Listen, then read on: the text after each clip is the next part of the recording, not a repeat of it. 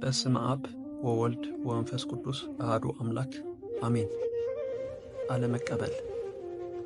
ቄሱ አስተምረው ሕዝብን ሲያሰናብቱ ሕዝቡም ቀርቦ እየተሳለመ አባቴ ፍቱኝ ይላል።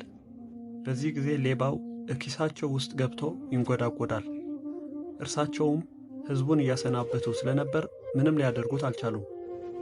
ከሌባው ጋር ዓይን ለዓይን ሲተያዩ ሌባው ይፍቱኝ አላቸው። ቄሱም እንኳን ፈትቼህ እንዲሁ አልቻልኩህም አሉት ይባላል። በሕይወታችን በሕመም፣ በስደት፣ በእስር፣ በጉስቁልና፣ በሐዘን፣ በሚደጋገም ጉድለት ተነክተን ሊሆን ይችላል። ከእነዚህ ነገሮች ሕመም በላይ አለመቀበል ትልቅ ሕመም ሆኖብን ይሆናል። የሕይወት የመጀመሪያ ግዴታ ግን ሕይወትን ራሷን በጸጋ መቀበል ነው። መቀበል ካልቻልንና አይገባኝም ብለን ካሰብን በመንፈስ ጭንቀት እንያዛለን። እኛ እስኪገባን የማይጠብቀው ሠራተኛው የእግዚአብሔር እጅ ሲሰራን ፈቃዱን ምኞታችን ላትለውጠው ይደክመናል። በሕይወታችን የሕመም ስሜት ካልተሰማን ቆም ልንል እንደማንችል እንመን። የሕመም ስሜት የሌላቸው ሰዎች ዕድሜያቸው አጥሯል፣ ገንዘባቸው ባክኗል፣ ግንኙነታቸው ተበላሽቷል። እግዚአብሔር ያለ ሕመም ስሜት በፍቅር ቢያስተምረን ይሻላል እንላለን። ነገር ግን ፍቅርን ብናውቅ ለገዛ ጥቅማችን እኛን ከመቅጣት የበለጠ ፍቅር እንደሌለ ይገባን ነበር። እግዚአብሔር ለግለሰቦችና ለአገር የሕመም ስሜት ይሰጣል። አሜሪካ እግዚአብሔር የሕመም ስሜት ሰጥቷታል። እግዚአብሔር ለአሜሪካ ያስፈልጋታል ሳይሆን አሜሪካ ለእግዚአብሔር ታስፈልገዋለች በሚል መመሪያ የምትጓዝ እስክትመስል የጠፋች አገር ናት።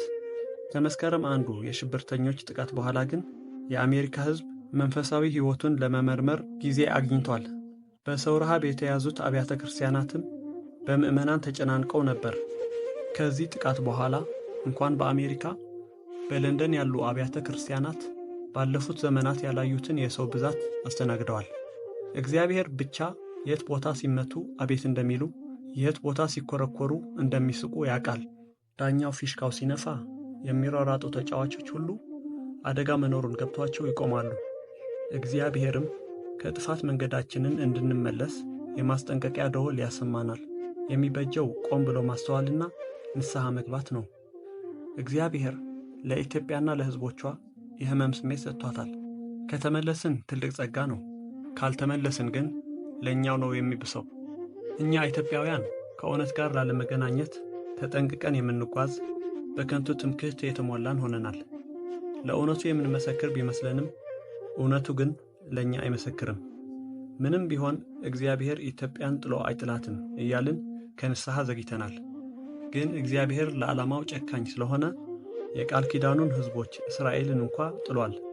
በመንፈሳዊ መንገድም ስንት ትንቢት የተነገረለት፣ ሱባኤ የተቆጠረለት የሰሎሞን መቅደስ ያፈረሰው ኀጢአት ነውና እኛና ቤተ ክርስቲያናችን የምናመልጥበት ምን ምክንያት አለን?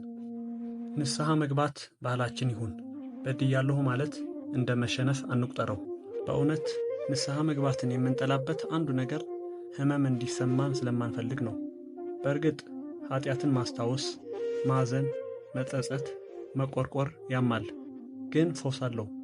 ይህ ያደረግኩት እንዲህ ስለሆነ ነው፣ ሥርዓቱ፣ ጊዜው፣ ኑሮው እያልን ራሳችንን ይቅር በማለት ለመኖር መፈለግ ይብቃን። ከበደሉ በላይ ንስሐ አይክበደን።